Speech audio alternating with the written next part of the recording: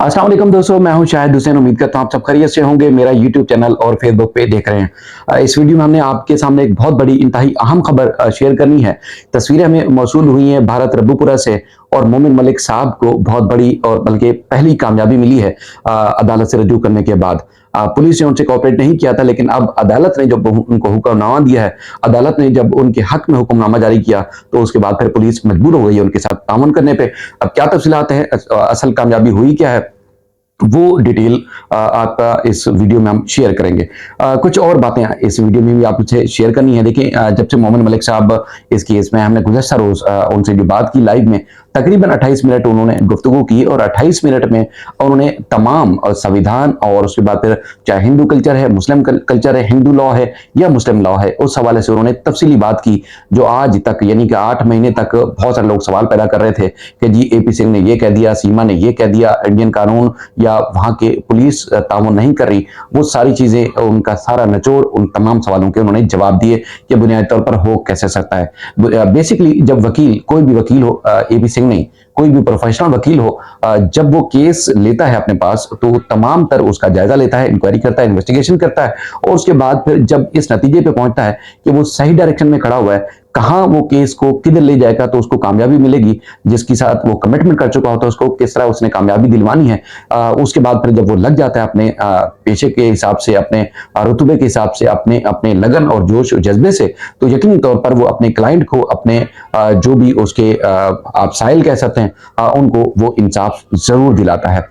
इसी तरह हमने देखा मोमिन मलिक साहब ने भी, जब से उनको केस दिया गया है, तकरीबन 8-10 दिन हो गए उनके पास जो चीजें मिली उनको, उसके बाद वो मुसलसल दिन रात एक किए हुए हैं और अपने दूसरे केसेस के साथ साथ इस केस में भी वो कई किलोमीटर डेली सफर करते हैं और उसके बाद फिर वो जाके गुलाम हैदर के लिए काम करते हैं। और हमने देखा कि मुसलसल एक के बाद दूसरी, दूसरी के बाद तीसरी उनको कामयाबी मिल रही है और मुसलसल वो अपडेट भी हम आपके सामने शेयर कर रहे हैं।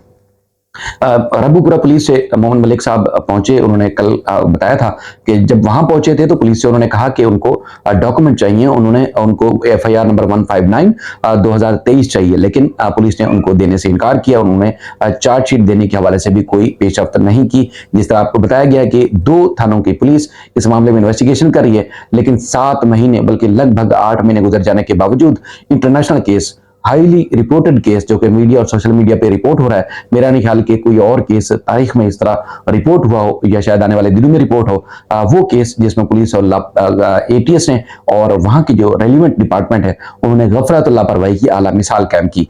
और आपने देखा कि जब से मोमिन मलिक साहब इस केस में आए तो उन्होंने फिर उनको झंझोड़ा और वो झंझोड़ने के बाद जब देखा कि वहां से कामयाबी नहीं मिली तो उसके बाद फिर उन्होंने अदालत से रजू किया।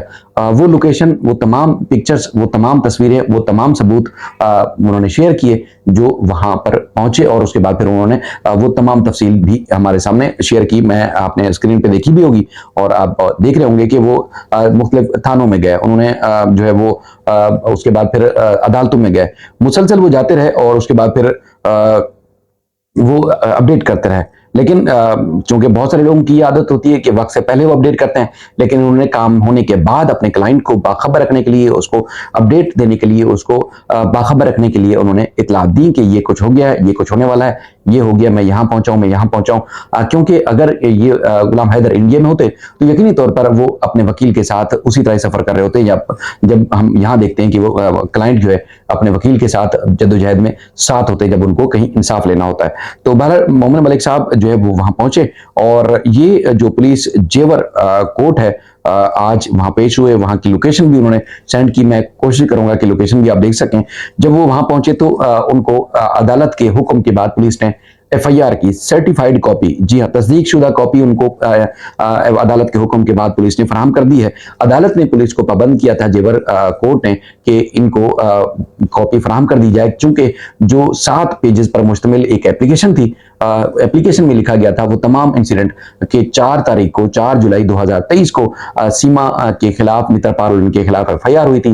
3 दिन के बाद जमानत हो जाती है और उसके बाद फिर बच्चे कहाँ थे उस हवाले से वो उसकी तफसीलात भी लिखी है और चारों बच्चों का नाम, वो नाम जो गुलाम हैदर ने रखे, वो नाम जो इनके इस्लामिक और पाकिस्तानी डॉक्यूमेंट पर उनके नाम है, वो सारे नाम भी उन्होंने दर्ज किए थे। और उसके बाद फिर उन्होंने जो है वो कहा कि चूंकि हमने इस गुलाम हैदर के बच्चों की वापसी के लिए कोशिश करनी है, अदालत से रजू करना है, तो लिहाजा वो डॉक्यूमेंट दिए जाए। तो अब जो है वो पुलिस ने उनको डॉक्यूमेंट फराहम कर दिए हैं, जो एफआईआर की सर्टिफाइड कॉपी और दीगर जो दस्तावेजात थी वो दे दी हैं। और अब इस सारी चीजों को लेके वो अगला स्टेप होगा, और अगला स्टेप क्या होगा वो आने वाले वीडियोस में इंशाल्लाह आपके सामने हम शेयर करते रहेंगे।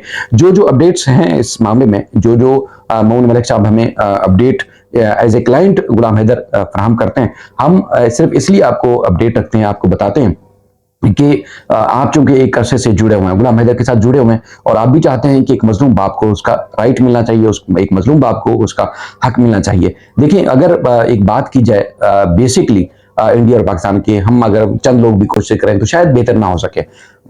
दुश्मनी है नहीं है पाकिस्तान और इंडिया की, शायद लंबे अरसे तक चले ना चले, हालात बेहतर हो ना हो, किसका धर्म क्या है किसका नहीं है, हम उस सारी मामले में उन सारी बातों में नहीं पड़ते। और सिर्फ जेन्युइन बात यह है कि एक मासूम बाप के, गुलाम हैदर के बच्चे, एक औरत उसकी जो बीवी थी, वो आज तक जो गुलाम हैदर के निकाह में मौजूद है, वो साथ ले गई। इसी वजह से, इसी तमाम चीजों को देखते हुए हम सब, आप सब मिलके आवाज उठाते हैं और आप चाहते हैं कि गुलाम हैदर का हक उसको मिलना चाहिए। एपी सिंह साहब का एक इंटरव्यू हमने देखा, आप मेरे यूट्यूब चैनल पे जरूर देखिएगा अगर आपकी नजर से ना गुजरा हो। उन्होंने 10 साल पहले एबीएन न्यूज को वो इंटरव्यू दिया था। वो 10 साल पहले भी न्यूज में चर्चों में थे, और आज भी इसी तरह घिनौने और अपने भयानक चेहरे के साथ वो मीडिया, सोशल मीडिया की जीनत बनते हैं।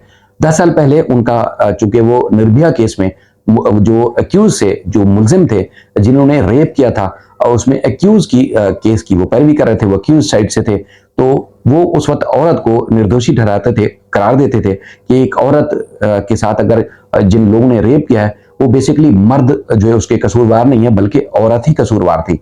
और उसके बाद फिर वो कहते हैं अपने उस इंटरव्यू में कि अगर उनकी बेटी या उनकी बहन भी अगर इस क्राइम में हो या इस तरह की चीज में मुलविस हो, तो पेट्रोल छिड़क कर वो आग लगा देंगे। एक कानून का रखवाला, एक कानून दान, एक डॉक्टर और एक माहिर कानून जिसने आइन की असिस्टेंस फराहम करनी होती है अदालत को, और वो कानून से बाला तर होकर उस वक्त अपने स्टेटमेंट में बता रहा है कि जिन उसकी बेटी को भी वो आग लगा देगा और वो अपनी बहन को भी आग लगा देगा, क्योंकि जो रेप का या आप ये कह सकते हैं कि जिस तरह खवातीन के साथ जो इंसिडेंट होते हैं, उसका जिम्मेदार वो औरत को करार देता है। इसलिए वो कहता है जी मैं एफआईआर भी नहीं कटाऊंगा, मैं खुद जिम्मेदार हूं, मेरी ये प्राइवेसी है। लेकिन 10 साल के बाद सीमा उसके बाद पहुंचती है तो एकदम उसके विचार तब्दील हो जाते हैं। न सिर्फ तब्दील होते हैं, बल्कि वो अपनी एक घिनौनी शक्ल लेके वो दुनिया को मजीद गुमराह करने की कोशिश करता है। तो ये वो अहम तरीन इंटरव्यू है। शायद उसको अकल है, शायद उसके जो दिमाग पे ताले पड़े हुए हैं उसको पता चले। शायद चूंकि एक आप कह सकते हैं कि उनके मुंह पे एक तमाचा है, वो उनका अपना इंटरव्यू, कि एक वकील जिसका स्टांस कुछ अर्सा पहले कुछ और था, खवातीन के बारे में, औरतों के बारे में, लड़कियों के बारे में, इवन कि अपनी बहन बेटी के बारे में, जिसमें एंकर उसको बार बार शर्म दिलाने की भी कोशिश कर रहे हैं, और उसके बाद फिर सीमा के मामले में उनका स्टांस एकदम तब्दील हो जाता है। क्या ये भयानक चेहरा रोज रोज अपने आइडियाज, अपनी सोच, अपने विचार तब्दील करता रहेगा, या वाकई इंसानियत नाम की भी चीज उसके अंदर है?